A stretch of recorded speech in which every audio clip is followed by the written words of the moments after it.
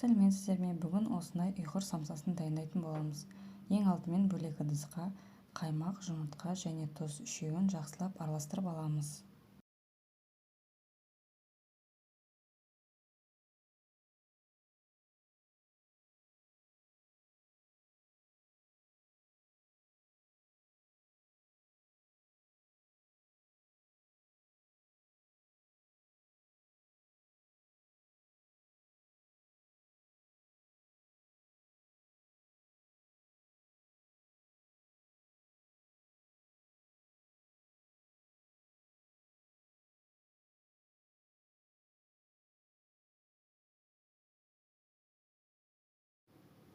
Енді бөлек ыдысқа майымыз бен ұнымызды біріктіріп аламыз.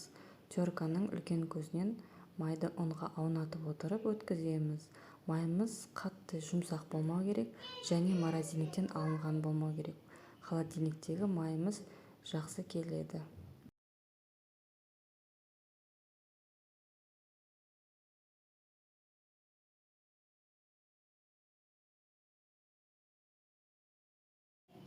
Майдың осындай бөлшектерін ұнмен араластыра отырып, қолмен үгітіп ұнтақтаймыз.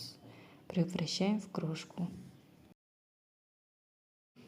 Ұн мен майымызды жақсылап араластырып болғаннан кейін жұмыртқа және қаймақ массасын біріктіріп нан илейміз.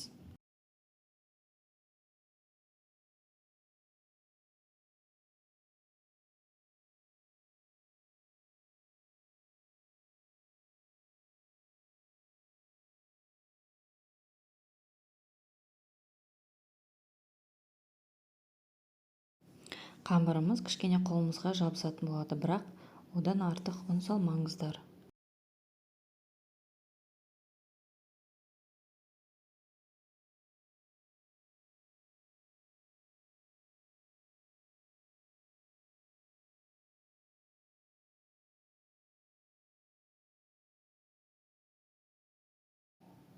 Енді қамырымызды осындай пакетке салып, холодильникке 40 минутқа қойып қоямыз.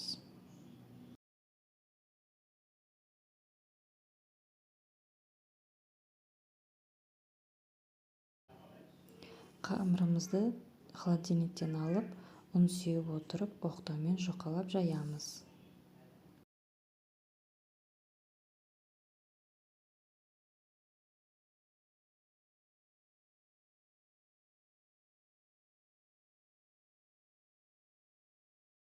Біздің қамырымыз песочный болғандықтан домалақ болып шықпайды, жан-жағы жыртылады, ештеңе кетпейді.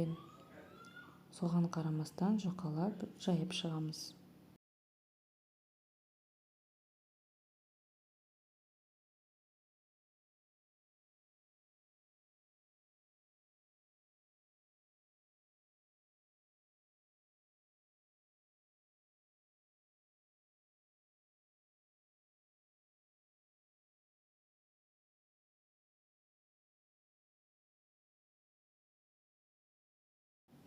Қамырымызды жаярдың алдында 80 грамм майымызды микроволновкаға ертіп аламыз. Оны суытып қамырымызға жағамыз. Майымызды жағып болғаннан кейін осылай домалақтап рулет сияқты орап шығамыз.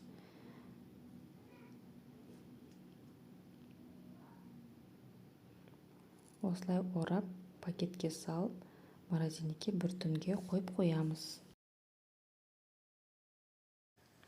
Салмасына, яғни начинкасына менде тауықтың төс еті. Сіздер фарш алсаңыздар да болады. Және пиязды осылай майдалап тураймыз.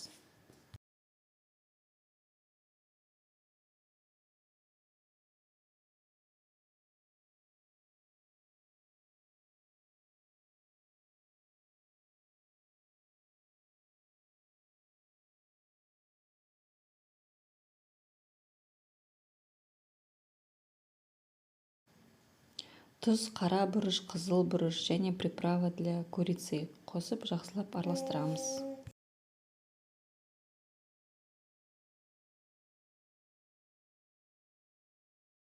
Начинкамызды дайындар алдында 1 сағат бұрын тестамызды морозиликтен шығарып қойып қоямыз. Және начинкамыз дайын болғаннан кейін осындай бөліктерге бөліп, оны сеуіп оқтаумен жаямыз.